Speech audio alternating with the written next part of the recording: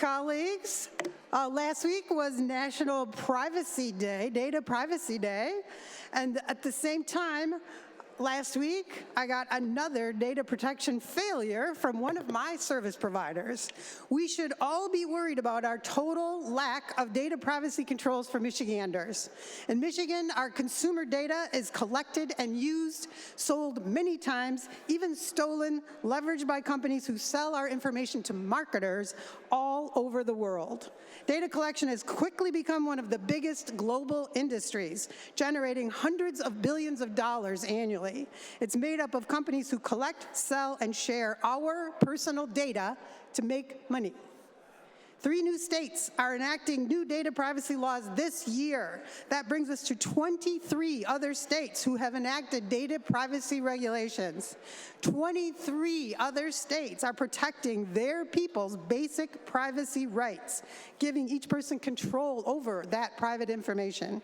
Much of that information is sensitive, like the names of your family members and what you buy, what you wear, how you drive, where you go online, and everything you do and look at. Your very location. Members, please keep the volume to a lower level so our member can give a statement. Thank you, Mr. Chair. The very location you are in, down to 3 inches, can be bought and sold, and so can the geolocation of your children. In Michigan, this typically happens without our permission or transparency regarding what data they're selling and to whom. There's a great example I heard while we were working on a bill was in regards to a cancer patient who was getting chemotherapy. Shortly after her chemotherapy began, she started getting information and ads for funeral services and cemetery plots. Companies like Facebook, Meta, Oracle, Google collect massive amounts of your data. They have permission to use it for marketing directly and selling your personal data to partners who then collect literally billions of dollars. In the financial world, PayPal and other payment processors like Wells Fargo and Bank of America are marketers like Salesforce and LinkedIn, credit bureaus like Equifax, Experian, and TransUnion. Even government agencies use the data and often sell it over and over again.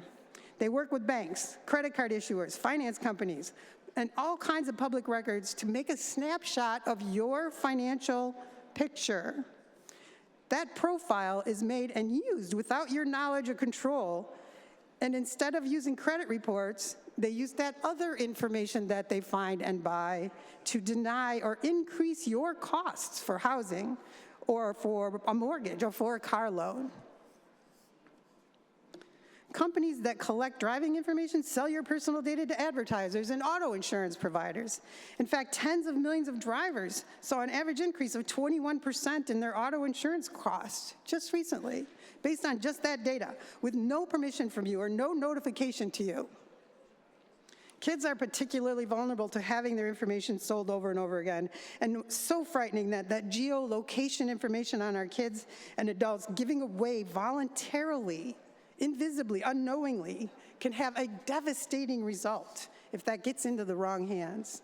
The purchasers of your data are not always good stewards of it either. Data breaches have shown these bad actors are holding our most sensitive data, social security numbers, birthdays, addresses, credit card credentials, other personal information for sale.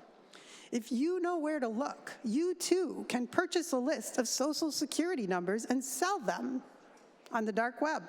I've had constituents and family members who lost unemployment benefits because someone else was already using their social security number.